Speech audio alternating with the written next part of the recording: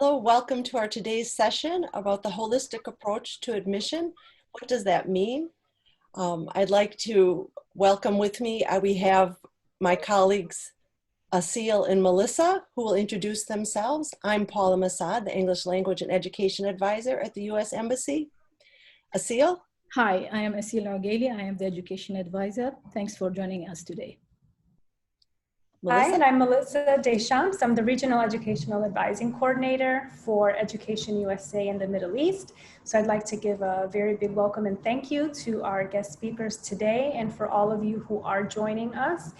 Education USA, if you're not aware, provides a lot of programming and workshops that will help any students, undergraduate or graduate, looking at opportunities in the United States. So we are happy to have you join us today. We look forward to getting your questions and having our speakers address many of those. Feel free to continue to engage with us on social media, see our upcoming sessions, and we look forward to having you join us for future workshops. Thank you.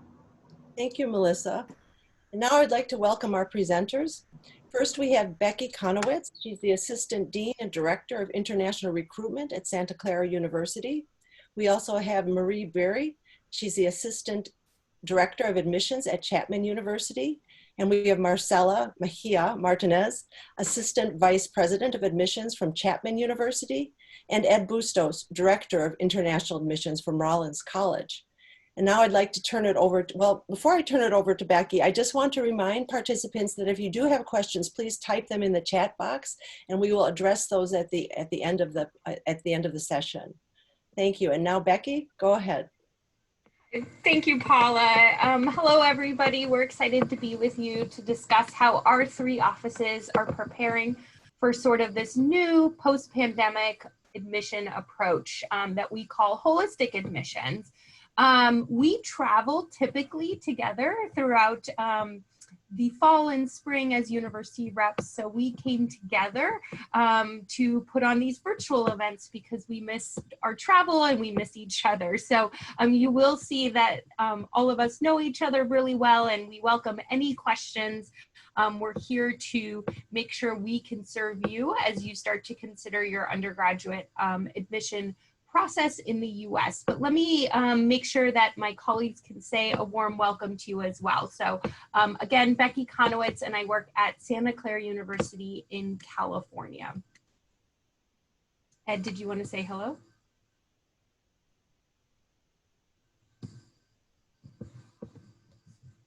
Salam alaikum. Hope everyone's doing well tonight.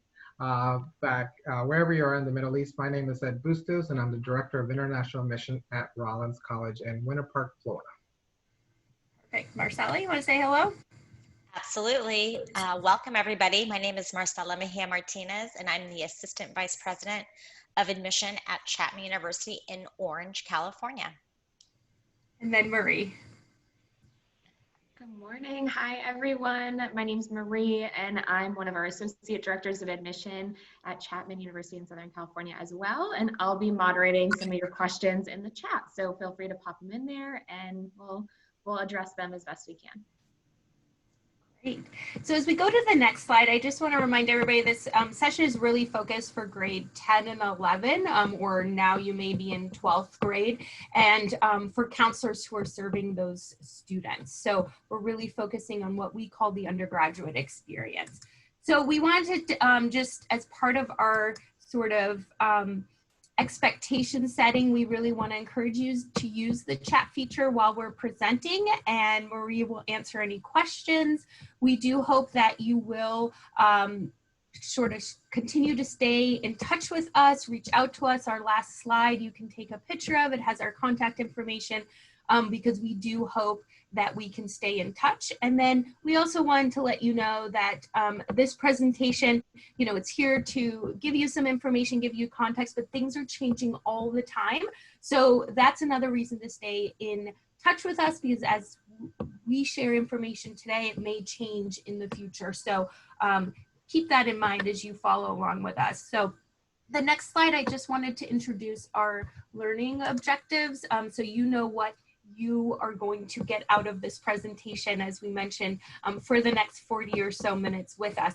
So it's more important than ever that I think US universities define what we mean by holistic admission.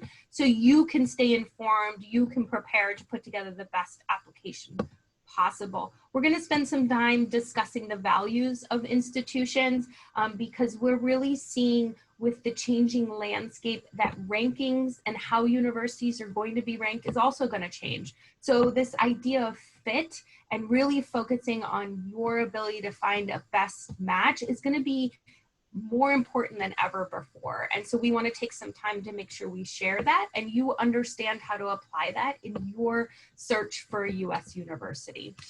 So I'm going to pass it off to Ed, and he's going to start with some of the complexities of the admission cycle.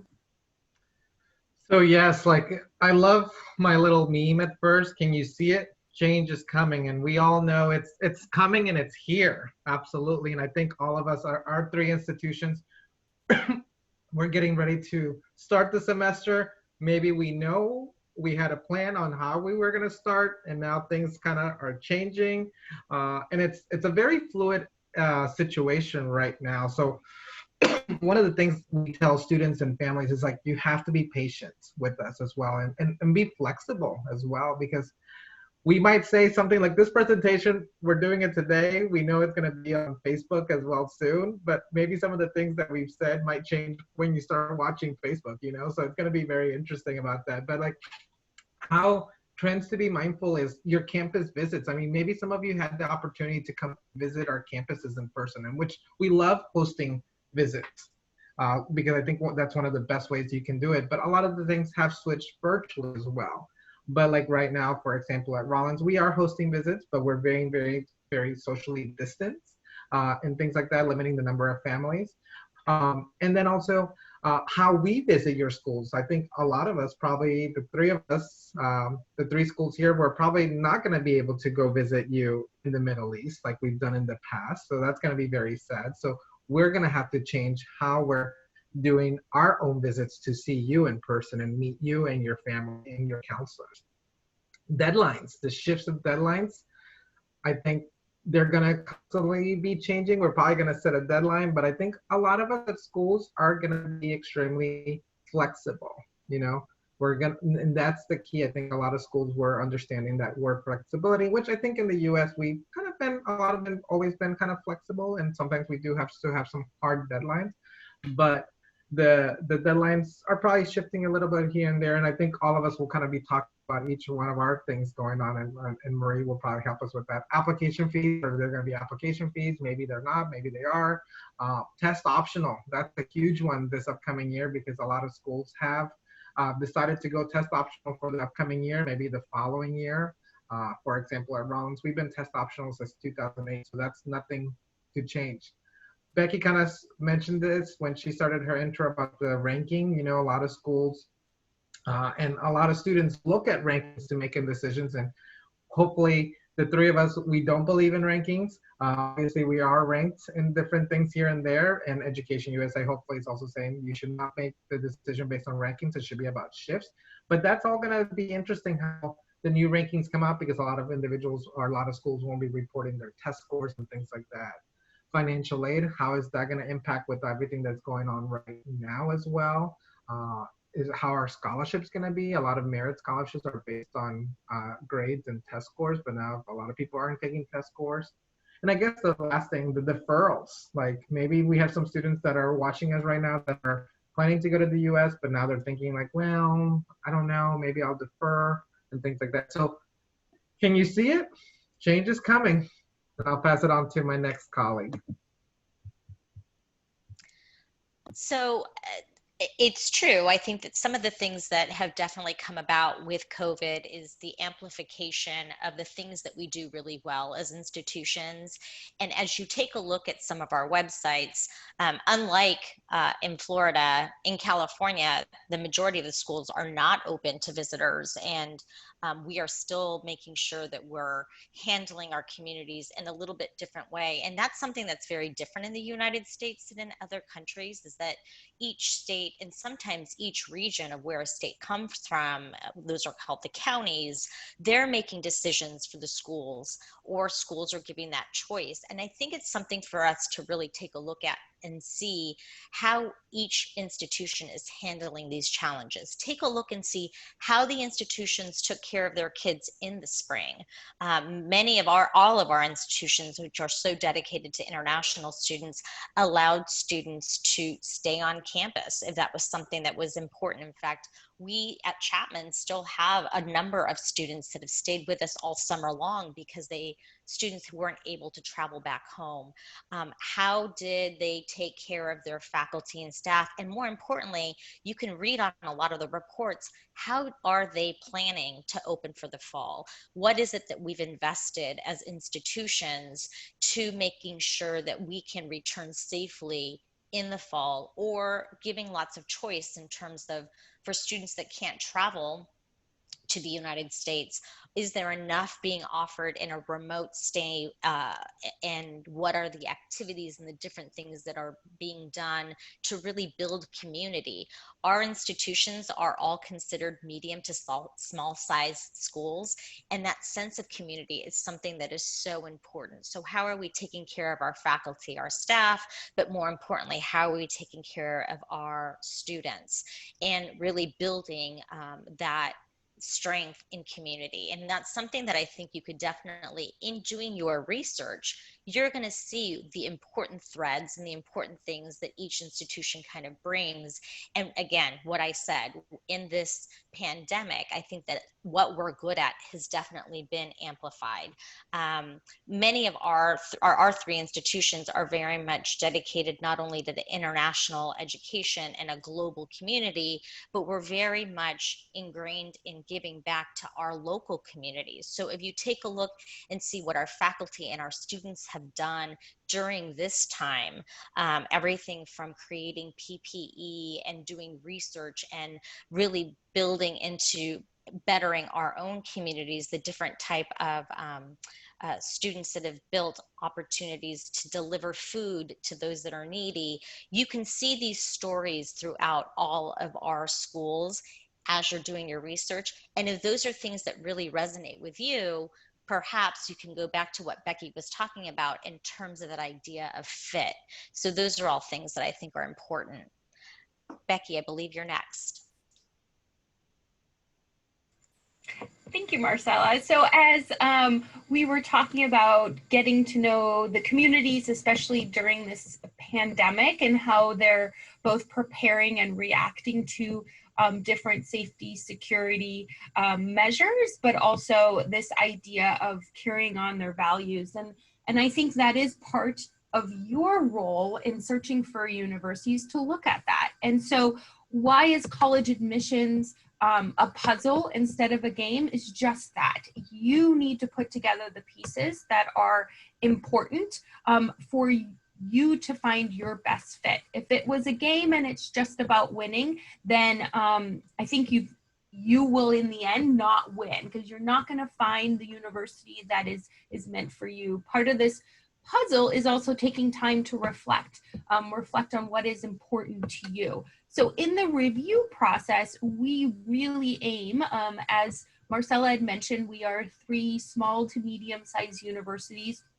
ranging on application volume, but part of our review process is to make sure we get to know the student at an individual level and by the information that you share. And so as admission officers, we really aim to carefully review applicants, take into consideration the context and the experience that they are coming from, whether that is your school curriculum, whether that is your national curriculum, the information that we can assess about your academic story is really, really important.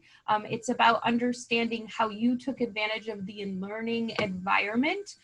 Do you have a curiosity? Do you engage? do you pursue, especially during this pandemic where we all of ourselves have found new times, new, moments where we can engage. And so we're going to be looking for that in our applicants as well. We're also trying to assess, are you invested in this process? And so many more US universities are focusing on what we call demonstrating interest. So those of you on this webinar today, that's a huge step in showing us that you are committed to trying to understand this process, find the best fit, whether it is Rollins, Chapman, or Santa Clara. It may be some other place, but you're taking this information and you've registered and you've attended and you're listening and you're engaged. Those are pieces we're going to find in the application. We may even track, some universities are tracking when you register for these events that their information is shared and that you attended, because it shows as part of this puzzle that you're engaged, you're taking the time to identify what's important to you as you think about where your home is going to be for 4 years for you to pursue your bachelor's degree. I think the other piece of this review process and why it's a puzzle is universities will be asking for different things. And so as Ed mentioned, many universities have moved to a test optional process. So SATs or ACTs are optional. As Ed mentioned, they have been doing it since 2008 at Rollins. I know Chapman had been sort of researching it and had intentions, whereas Santa Clara, it was a reaction to the pandemic and knowing students could not access testing around the world as well as in the US. And so we've gone test optional for a 2-year pilot. But what does it mean? How do we evaluate applications when we don't have that piece like we used to? And I think the answer is more of us and more universities are going to be focusing on your transcript, your curriculum, what you achieved. We also know with COVID, there may be a gap in grades. Some systems, some schools have gone to pass fail versus gaining a percentage. Some exams were canceled or delayed. And so we're going to be really, really flexible and understanding that context and making sure that we review the potential for what the information has. I think the last piece of this review process that's going to be really important for you to share with admission offices is what you are doing and how COVID-19 and the pandemic affected you. There will be a question on the Common App, but I think this idea of telling your story is going to be really, really important as you think about this new holistic approach. So taking time to reflect and think of yourself as a puzzle piece in this process versus a game player is going to be really, really important. So I'm going to pass it back to Marcella because she has some wisdom about what you can control in this process. That's right. I think if anything, this pandemic has definitely taught us is that we've got to be able to live with uncertainty. Part of what Becky was explaining in the things that are easy for you, I think, and in the past, students to understand is that we see transcripts and essays and letters of recommendation and a collection of credentials. But something else that's really important, and I think that we're going to be really amplified this year, is this idea of looking at attributes and this idea of looking at, what have you done with this time? And what we're looking at is really the things that are in your own control. There are things that you can't control. You can't control whether an exam has been canceled in your area. You can't control if your school decided to go to a pass, no pass. There are things that we will understand as we're reading the context of where you're coming from in your region, from your particular high school, in the community in which you come. We will understand what you're bringing based on the context of where you're coming from. So it's important. I found this graphic throughout our research, and I thought it was really important. There are things about you that are important to us, things about your background and your stories and your lived experiences. Share them. That is something that's important for us to see. There are things that you can definitely influence as well as, how do you respond to the different things that have happened in your area or at your school or in your community or with your family. But really the things that you can control the most is really that soul searching. I think Becky talked about that a little bit more. This application period is really an important time for you to find out what's important to you. What is it that you love, and what are the things that you loathe, and what are the things that are important for you as you step into adulthood and really start to pave the path for your future. And I think those are things that are important. So how you communicate and how you respond to the things that are being presented to you are important. This idea of what we call the non-cognitive admission measures, or the attributes and characteristics of yourself. The universities themselves have values and visions and characteristics. And so a lot of what you're doing is really taking a look at, what a school has to offer, and what you have to offer. And you're really communicating to us at the universities, here's the sum of who I am. Here are my academics, the things that I've already kind of paved out, and this is who I am as a student. But then this is who I am as a person, and these are the values and the things that are important to me.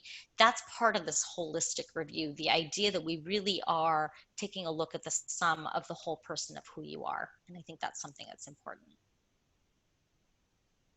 Pass it on, I believe, to Ed. Yes, thank you. Like Marcella, you make me think, like, what things have I been doing differently? Like, what have I been doing? I don't think I've shared this with the group before, but I've always loved, like, learning different languages. So I'm like now, like, on a streak on learning Portuguese. So falo português un poquito. So, like, different things that I think we've talked about this before, like how maybe we reached out to new individuals or spending more time with family as well. That sometimes we're just so busy and things like that. So it's interesting how things we're learning. But with that said, how are you staying active? And like one of the things like I said, I share with you, I'm like learning a different language, and maybe I can start picking up Arabic as well while I'm at it. But and how are you building that community around you? What creative things are you doing to help your community? I know you hear a lot of things, how individuals are like making masks to donate to healthcare workers, for individuals that might not have the funding and things like that. So a lot of students are like kind of worried, like, I have all these sports and all these things that I was doing. I was going to be the president of this organization this upcoming year, and I was really looking forward to it. But now, what am I going to put on my college application? So, like, what ways are you doing? How are you being creative? And I think that's going to speak a lot of volumes to us in the admission process when we're reviewing your application in committee, and we like, wow, look at this person, like, showing like this is what they're doing now. Quality family time, I think sometimes we take that for granted, that you're like, oh, and you're like, my parents are annoying, like, oh, I don't want to be with them. But like now you're like realizing they're telling you some stories, they're sharing some good times with, maybe if you have your grandparents living with you, and some of those things might generate some ideas for that college essay. Sometimes people call us and say, like, my life has been so boring, I have nothing to write about. But now that maybe you're spending all this quality time, you're learning new things about your family, new skills, chores at home. This is a perfect time. I know sometimes when you go to college, you're gonna have to do your own laundry and all this other stuff. This is the perfect time to be learning all these new skills. Like, and you don't realize, like, maybe like folding your clothes or ironing and things like that. You don't want to be all wrinkled when you go out with your friends in college and things like that. Now you can like be a master. And I know I want to be like Becky. Becky's always perfectly ironed, right, Marcella? So absolutely. So like all these new skills that you could be learning. Online communities, are you connecting more with your friends?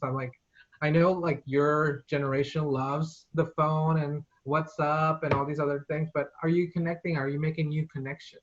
And I think we've been all kind of saying this, demonstrating resilience. Like, we know this is a tough time, and I think sometimes we have read essays and we hear these stories, but now, and we sometimes don't understand it because it's just a one moment, but now the whole world is going through this.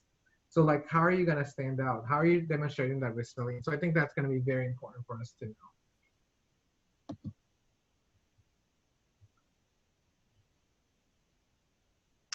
So Marcella's going to be talking, I don't know if I'm on the screen or not, about some other points and some other things that are related to the application process. The three of us, we are Common App schools. In the Common App, some things that have been added, obviously there's your essay and the things that are common to all the universities in terms of what we will all see, your activities section, which Ed has talked a little bit about, how are we going to build on the activities section and how have you spent your time beyond the classroom time. Those are things that are important to us. And many universities have either a supplement to the Common App or they have what we call our member pages where we ask college specific questions. And those are opportunities for you to share a little bit more about you. I can already see what you have on your activities list, so I know what you've been involved in. We all require letters of recommendation, so we're going to hear what others have to say about you. So here's another opportunity for you to share a little bit more about yourself in different ways. We may ask questions about, you've chosen a particular area of study. Why is it that you want to study that particular major? So do some research around that major and why is it that you want to become a doctor, a lawyer, an engineer, a teacher, whatever that might be, so that we can see how the majors that you've selected actually match up to the things that you want to study. In the United States, it's actually pretty cool that you don't actually have to know exactly what you want to study. If you have multiple areas that you want to explore, those are also opportunities and an opportunity for you to share with us. These are all areas that I'm interested in, and I'm looking for a way to tie them together for a future area to focus in on, whether that's in entrepreneurship or in a creative field or other opportunities too. Many of our universities are going to ask questions as to why us, right? Why Chapman? Why Santa Clara? Why Rollins? And so for you to do that research to find out what is it about our location? What is it about our size? What is it about the classes that are being taught or the faculty that are specialized in a particular area that really draws you? I put together a kind of a grid for students of these are all the things that I love about X school. And these are the things that match up with me, going back to that idea of fit that so many of us have been talking about. And how do we partner together? How do we come together? And so bringing yourself into that why X school is really important. We'll also sometimes ask questions that kind of allow us to learn a little bit more about you in terms of your personality. At Chapman, we ask some fast facts or fun facts about you. We're really wanting to get to know you. This is an opportunity for you to not only be researching us, but for us to really kind of get to know you throughout this process. And so to take advantage of every section and really share yourself with us, I think is something that's so important. At some of our institutions, interviews are recommended or offered. Take a look and see at schools that offer interviews. Are they informational for you to learn a little bit more about us, or are they evaluative? Are they being looked at as a part of the review process? And you're going to be able to see that on our websites. Sometimes we'll do very casual opportunities, a one-on-one chat. Again, an opportunity for you to just learn a little bit more about us and for us to learn about you. So be prepared for those interviews as well if they are offered. Many times those interviews are offered via a Zoom or a Skype or an opportunity via the phone so that you can meet up with them in your own time zones. And so definitely take advantage of those. At some of our institutions, and all three of us actually offer 3 different levels of athletics, Santa Clara being Division I, Rollins being Division II, and Chapman being Division III. You'll see that the divisions of athletics and the ability to be recruited as an athlete at our institutions varies very much. At a Division I and II school, there's opportunity for scholarship in those athletic areas, whereas in a Division III school, it is not. You're a student first and an athlete second. but can those influence a decision in the whole review process? If you are a highly recruited athlete for any of our schools, that's kind of looked at as an internal letter of recommendation in some of the review, and we'll know that a particular area is interested in you if you do become a part of that athletic recruit list. Many of us have specialized programs, and in those specialized programs, there may be different levels of review or scrutiny, or when you're taking a look and you're looking and seeing what our admit level is, or what the average admit rate is. To dive a little bit deeper into some of these specialized programs, the admit rate for those programs might be a little different. So at Santa Clara, for instance, that would be in their engineering school. At Chapman, that would be true of our performing and visual arts as well as our film school. So overall, our admit rate is over 50%. But if you look at film production specifically, that's about a 7 to 8% admit rate. So that kind of gives you that example. In some of these programs, they may ask for more information from you. So you may have extra essays, you may have portfolio reviews, you may have auditions as a part of the process. So for you to start looking at some of these specialized programs and what are the required documents. And for some of us, we have faculty help us review in these specialized programs, and they're making recommendations for their programs. So that's also very well laid out on many of our websites, but we're also available to help answer questions as it relates to that. Institutional priorities is another thing that I like to highlight. That's just a little nugget of information that you can find on many of our websites. Take a look and see, again, mission statement, value statements, but also, do we have a 5-year strategic plan? And where are we in that 5-year strategic plan? So those strategic plans can be around internationalizing, actually becoming more global. It could be around diversification. At Chapman, currently, one of our big priorities is around engineering, because it's a brand new college for us. So bringing in more students in the area of engineering is something that's important. So it's another way for you to take a look and see, back to the puzzle equation that Becky was talking about, as we're putting together our class, it's not just about offering admission to all students that are eligible. It's also, what are the priorities of the institution for this coming year, and how we put together the puzzle of what our class looks like. And that's a combination of making sure that we have students that are coming from a variety of different places, but also meeting the needs of the institution when it comes to majors, programs, and things that might be new to the institutions. And so that's always a fun thing to take a look at.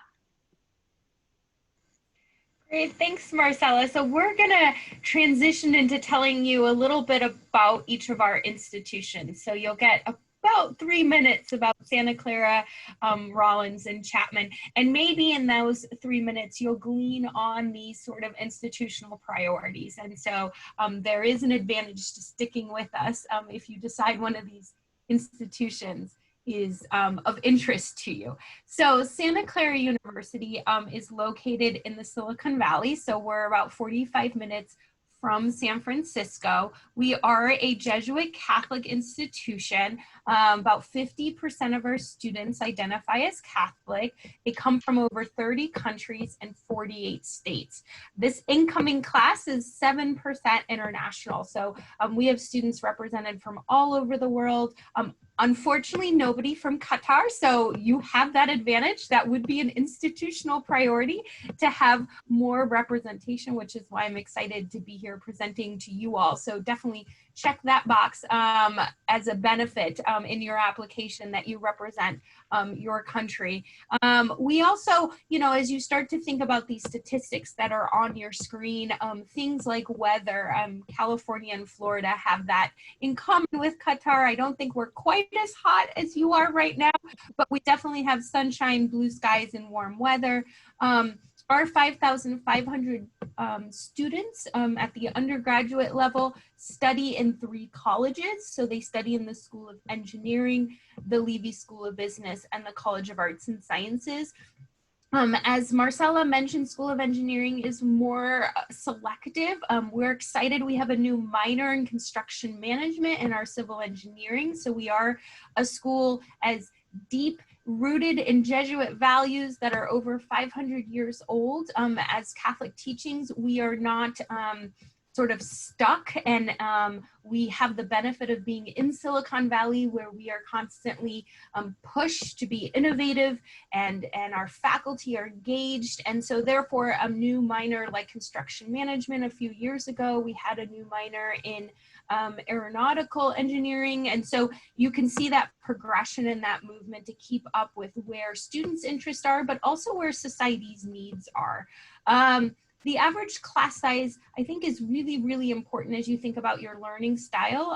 For us, the average class size is 23 students.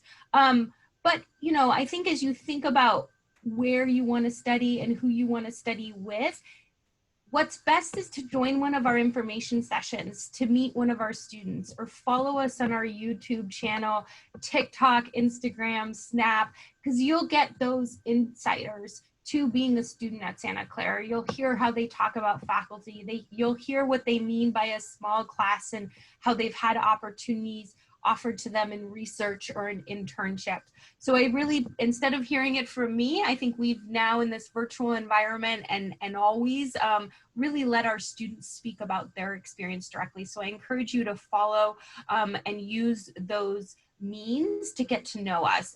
If you go to the next slide, are some quick statistics about how Santa Clara prepares students for life after their undergraduate degree. So many of our students do go on and obviously go into the workforce, but I think why these top employers are attracted to Santa Clara is more important. So companies like Cisco, Facebook, Amazon, Apple, Salesforce, Oracle, those are some of our top employers, but what they're looking for is students who are committed, students who are dedicated, but students who also have graduated with a learning outcome of learning to ask questions, be adaptable, think critically, students who are unafraid to give presentations. And, you know, in Silicon Valley with new ideas, you often are given a 30-second pitch moment. And can you articulate an idea quickly? Does it meet the consumer, the customer,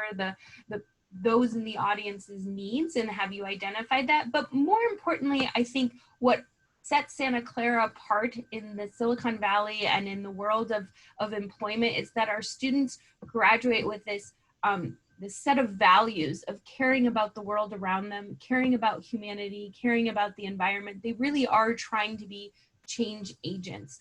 And as you know, during this pandemic, it's really important that there are conversations going on around those who have been forgotten, those who are less fortunate. We need to look and be critical around leadership, and we need to understand the healthcare industry. And those are the conversations that are happening across all majors at Santa Clara. Those are the research that faculties are doing. That is the expectation from the leadership. So we prepare students for the next generation.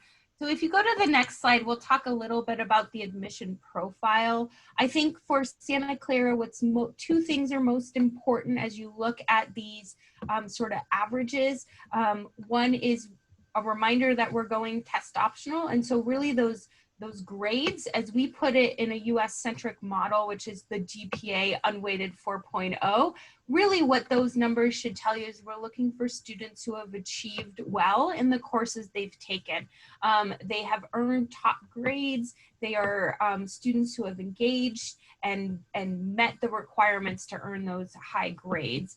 More importantly, I think for the School of Engineering, it's important to know we must see the math sort of success. We're looking for students who have achieved well in math so that when they enter our School of Engineering, they are prepared. It's calculus level or beyond, so they can begin right away and taking those classes. The second part that's really important for you to understand is our deadlines. We do have two deadlines, a November 1st and a January 7th. The difference is pretty significant as far as volume of applications. So if you want to be reviewed in a smaller applicant pool, it's November 1st, we tend to receive around 6,000 or 7,000 applications, whereas in regular decision, we range between 10,000 and 11,000. So again, thinking about where do you fit, what kind of pool do you want to end up in? Do you want to end up in a smaller pool? Then aiming for that early application is a good idea. We do track demonstrated interest. We do look heavily on essays and curriculum. We are Common App, as mentioned. So connecting those back to our sort of social justice Jesuit values will be really important as you think about if Santa Clara is a good fit and how you craft sort of your story to match, as Marcelo was saying, our interests. So I'm going to pass it off. We'll send you off to Florida now. Thank you, Becky. So let me just kind of give you a quick snapshot of Rollins. So first, you can see our campus. We've actually been voted one of the most beautiful campuses in the United States. When people look at it, they say it looks like a resort or a country club. It is beautiful, but it's a top-notch education in the state of Florida. And I think for us, location, I think it's very important. We are located in the city of Winter Park, but if I say Winter Park, you probably don't know where we're located. So I like to say Orlando, because I think Orlando, you can probably think of Walt Disney World or Universal Studios to go visit Harry Potter if you're a Harry Potter fan. So our location is very, very important to us. We do have a direct flight with Emirates to Orlando. Once it hopefully with COVID goes away, we will start the flight again very soon. But we do have it, and our students from the Middle East take it because it's just quick, easy flight on a great airline. But we're literally our campus. If I had a bigger picture, you would look on the right, you could see the buildings of downtown Orlando. When we're talking about undergraduate population, out of the 3 schools, we are the smallest school. 2,000 students. What that means, we receive about 6,000 applications, and you heard Becky's numbers, completely different, the number of applications that we get. And then we get about 6,000 students for a class of an incoming class of about 550 students. So that means the classroom tends to be a little bit smaller. Typical classroom size at Rollins, the average class size about 14 to 17 students. We are a private liberal arts school, so we have about 30 different majors, but when you combine with minors and things like that, it'll be 60 academic programs.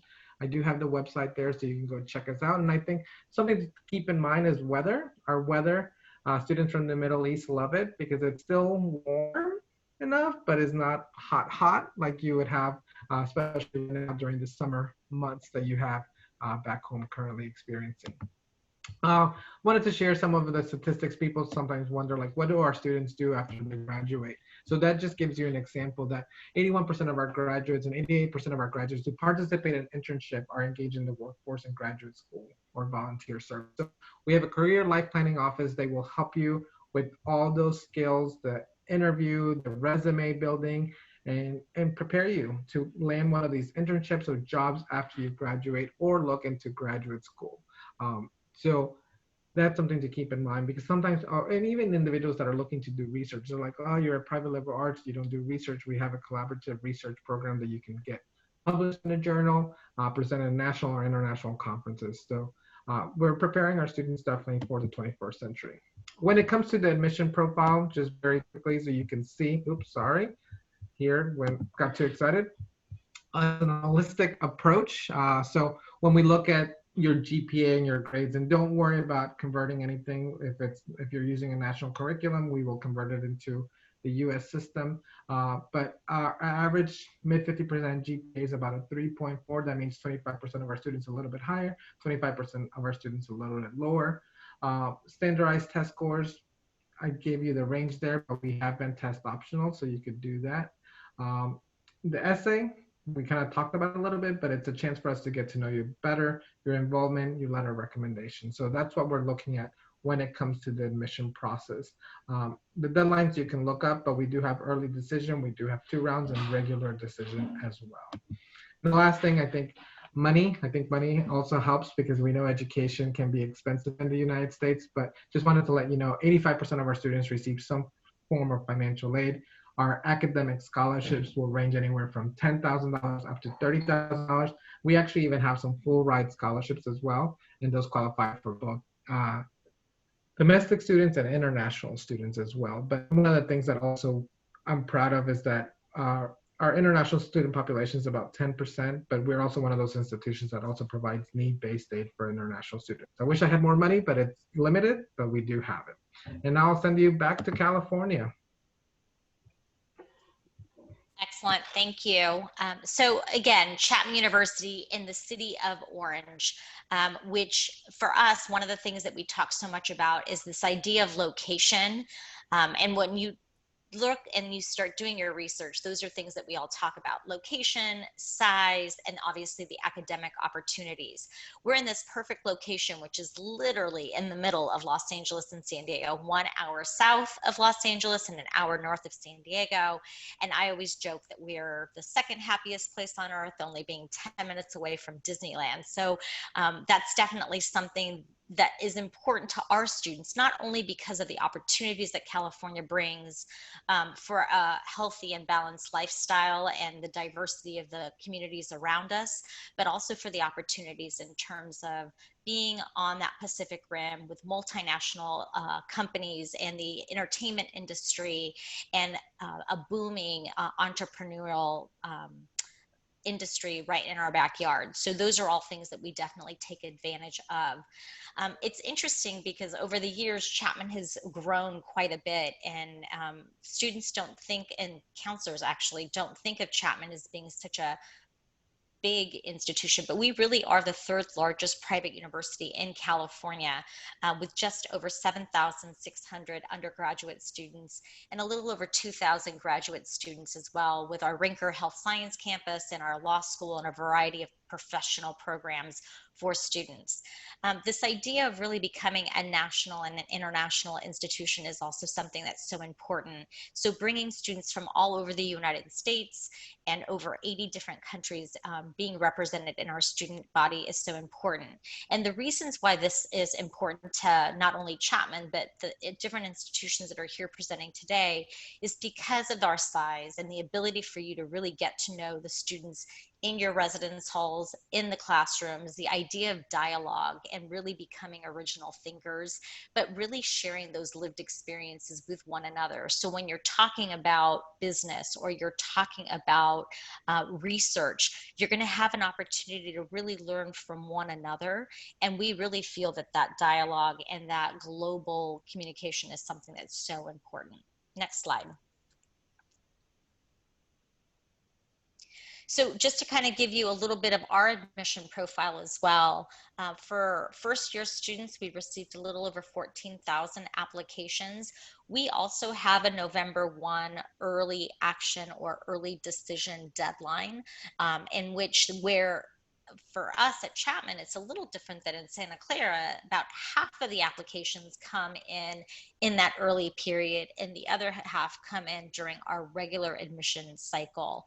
The admit rates are about the same, actually making it maybe a little bit easier during that early period, because again, we really don't know what the rest of the applicant pool looks like. So again, to making your application the most successful, applying during that early period is definitely important. This is our first year being test optional, and we really feel that the tests are going to become less and less important in our review, where the more important components of your application is how well you've done in the classroom, how you've challenged yourself, and how your curriculum aligns with what it is that you're hoping to study. Obviously, the impressions that you've made and the people around you and the letters of recommendation and how you share yourself through your application are all going to be really important. About 16% of our students are the first in their families to be college educated. Their parents have not gone to college. And so embarking in an opportunity to really be fulfilled by an education is something that is also important. And we really wanted to provide that type of access and opportunity for students as well. Characteristics that really kind of meet up with who our students are is that they're original thinkers, they're creatives, they're entrepreneurs, they're taking advantage of a lot of different things, from obviously internships and obviously long-term opportunities with these different types of companies, but with companies around us throughout the US, as well as global companies that are partnering with us in a variety of different ways. Our students are interested in doing research, they're interested in their community and in giving back as well. And those are all things that really are important to us as we're going through and creating our class and selecting students to what we call bringing our Chapman family together. You will hear us talk about the Chapman family and that community a lot, and those are all really important. So the creatives, the entrepreneurs, and the students that are really looking forward to making an impact in the global world are things that are all really important to us. Getting to know you and wanting you to get to know our students is something that's really important. So following us on social media, connecting with us virtually as well is something that's super important to learning who we are and learning from our students the opportunities that they've taken advantage of. Again, with our size and our location and all of our connections, those are all things that are really important for our student success. So we welcome you to join in with us in live chats as well as in the virtual visits so that you could get to know us a little bit better.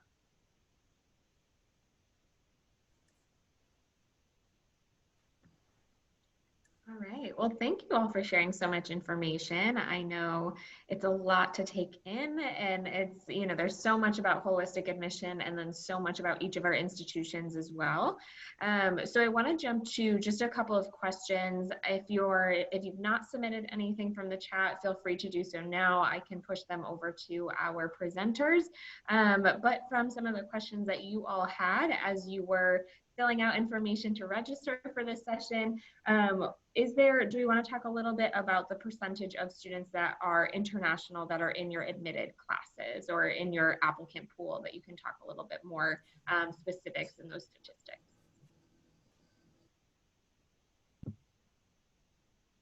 Who wants to go first, or should I go first? Since you spoke. Go for it. All right. So at Rollins, we get about 1,000 applications. So 6,000 is the kind of the total. So you could kind of do the math there. 1,000 applications from abroad. And then our acceptance rate for international students, we are need aware. So we do take your finances. We do give financial aid. So when a student applies, they'll say financial aid. You'll get our own financial aid application for international students. And so when it comes to an acceptance rate, it's about maybe 39% for our students from abroad. So that's, and the total student population, international students, like I said, it's 10%. And we have about 62 different countries represented in our student body. So we're very welcoming. We do international orientation. The president invites us to this house, and we do all these events together as an international community.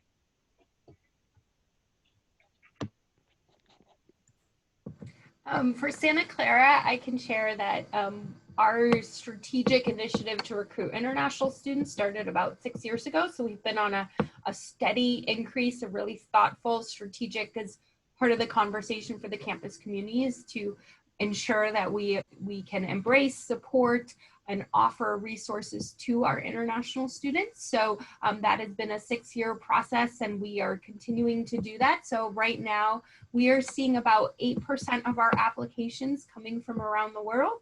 As I mentioned, our incoming class is 7% international. But more importantly, I think it's for Santa Clara, it's very important to understand who our international students are.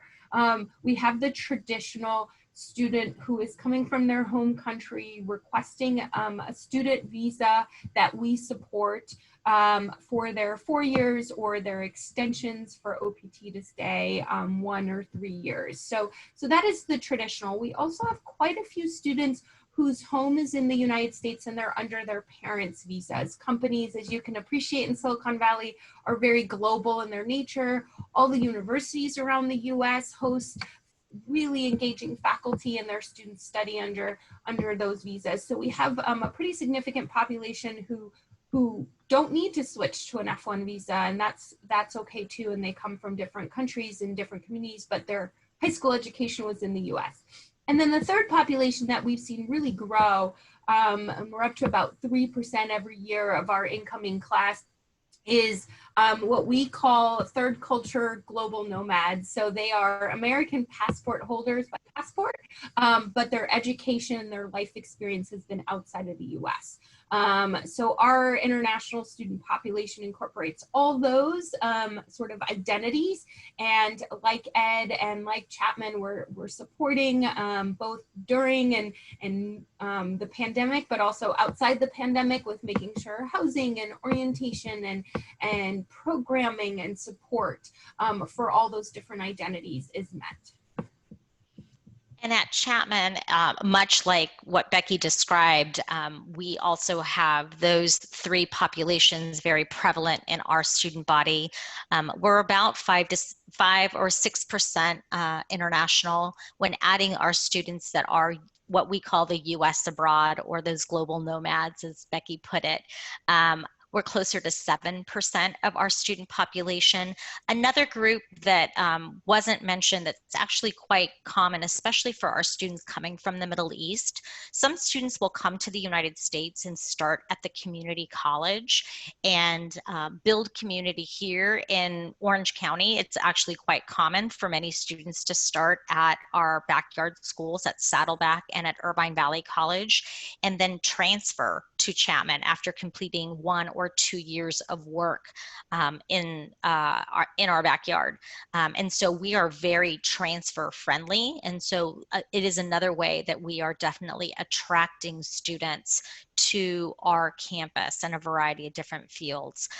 The more common fields and the more common majors for many students coming from the Middle East region are in our areas of business, as well as in film production, interestingly enough. But business is by far the more common, and education is becoming a more popular area. I mentioned earlier that those admit rates kind of vary. If you're coming as a first-year student, it's closer to that 50% range, or a little bit over that in most majors. And as Becky mentioned, also there's certain majors like a business major or engineering where math would be the areas would we be focusing more on. So those are things that are important. I didn't mention scholarships, and they are available to students whether you're coming as a first-year student or transfer, but the primary area of scholarship that we award is in the area of merit-based scholarships. And so you have an opportunity to earn up to $32,000 a year for our presidential scholarship, but sometimes there are a range in amounts, so as little as $5,000 and all the way ranging up to that $32,000. We have some need-based scholarship, but those are not as common and a little more difficult to earn. And like Rollins, and I believe Santa Clara as well, we are also need aware. So we will be asking for your financials up front as a part of your application process. Becky, I want to call on you because I think Ed and Marcella have both talked about it, but I don't know if I've caught on to the bigger like scholarship financial aid conversation for Santa Clara. So I want to make sure you have some space to talk about that as well. Yeah, thank you. So for scholarships at Santa Clara, as Marcella had mentioned, in the application process, we are need aware, and so we are looking for students to demonstrate that ability to cover the first year of attendance. We do have scholarships that are merit-based, and so we will review holistically like your application for those. It ends up being about the top 10% of our international applicant pool receives one of our, what we call our Dean Scholarship. Those range from $10,000, and there's a couple who can receive up to $15,000 or $20,000. We also have a Johnson Scholars Program that is a full ride that international students can compete for. To this day, we've had a few semifinalists, but no winners in the 5-year-old program. So if you're on here and you'd like to compete, it is highly, highly competitive, but international students are welcome to be considered for that program, and you would be evaluated during the application process. Perfect, thank you. One question that came up in the chat is about MBA programs. And while I know that we are so undergraduate focused in the work that all of us are doing in our normal kind of day-to-day jobs, I also think it's important to touch on the work that can be done from the undergraduate experience into the graduate path.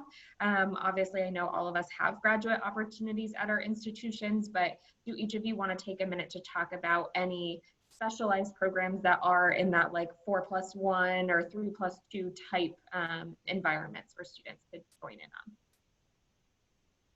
Ed, do you want to start since you started us last time? I will go ahead. At Rollins, we do have a 3-2 program when it comes to an MBA. Our MBA is ranked the #1 MBA in the state of Florida. So our students can major in any of our majors undergrad. They could be theater majors, and then do that in 3 years, and the last 2 years do an MBA. We also have a 3-2 for engineering. You would do 3 years at Rollins, and then we have some agreements with some institutions that have engineering, and then you would do 3 years at Rollins, like a physics or a chemistry or computer science or math, and then the last 2 years, depending on which engineering you would look into, you would go to one of those schools.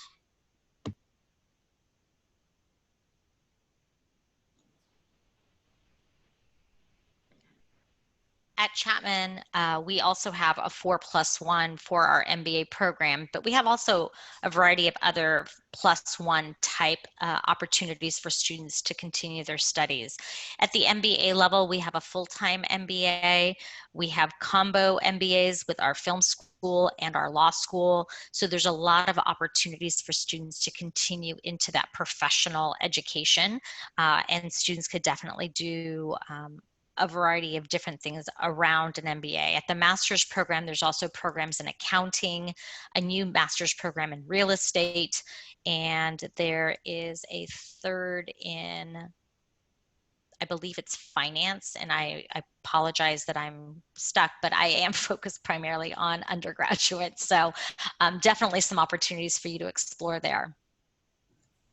And for Santa Clara, we also have 4+1. So in your senior year of your bachelor's degree, you begin your master's. And for us, it's both in the School of Business and the School of Engineering. For the School of Business, we do have an MBA program. Obviously, being in the heart of Silicon Valley, there's some amazing experiences there in the networks that you form. We also have MS in Business Analytics, Finance and Analytics, Information Systems, Online Marketing, so that Silicon Valley connection is really important in that program. And we do offer 2 online master's programs, one in finance and one in analytics. So our School of Business is really progressive and trying to meet students where they're at. They are very engaged. It's very international. Both of our master's programs, engineering and business, is more than 50% international. So I do encourage you to research those, but great pathways from undergraduate to graduate. I think that's what makes the United States so, I guess, interesting and huge potential, that Rollins and Chapman and Santa Clara can show you, is that you can continue straight from your bachelor's degree to your master's, and there'll be strong advising to help you along the way. So like Education USA, you can have an advisor who will help you make sure you're successful in looking at those programs when you're in your bachelor's degree. Perfect. Thank you all for jumping in on that. I know with the follow-up question and asking about criteria, I would encourage you, if you're a student that is looking into specific graduate programs only and not the undergraduate side, to reach out to our graduate admission teams. They'll have a little bit more insight in terms of the admission process, as well as specific criteria from undergraduate programs to be joining in on those. And then once you're at our institutions, we'll be able to pair you with academic advisors to assist you in navigating how you get to any of those 4+1 programs and what the criteria for those will be. So as we finish out, it's important for all of you to stay connected with us. As you're going through these next steps, there's so much happening, and I think everyone mentioned this at the beginning, but this presentation is so valid for today, and tomorrow might look different, right? With everything happening in the world and in regards to COVID. So Please stay in touch. You can find all of our email addresses and websites that are on here. You're welcome to take a screenshot of that if you would like to. And then on our websites, you're able to fill out forms. If you're watching on another platform other than Zoom, you can fill out a form to get some more information. I know Becky talked a lot about that demonstrated interest, so that can be a really great way to stay in contact and know, for us to know that you're excited about our institution. So I want to pass back to our colleagues at EdUSA and see if they have any additional pieces that they would like to add in here. Thank you very much, Becky, Ed, and Marie, and Marcella. That was a wonderful presentation, very informative, and thank you for answering all the questions. Melissa, do you have anything you'd like to add? Or Asil? Here you go, my muting. Okay. No, nothing. Obviously, we're here to continue to answer questions and connect you with our colleagues here who have presented. So again, we will have this shared on the Facebook page. So please tell any others that you know would be interested in this information to go there. And of course, we can take your questions via email as well if you wanted to dig a little deeper on one particular area. Just send us a note, doha@educationusa.org. That's all I'm saying. Thanks for joining. Melissa. Oh, that's it. Thank you so much for joining us today. Thank you so much. And thank you all for just providing us with some wonderful information about the holistic admissions process. Thank you. Shukran. Thank you for giving us the opportunity. Yeah, thank you. Thank you so much. Bye-bye. Bye. Thank you.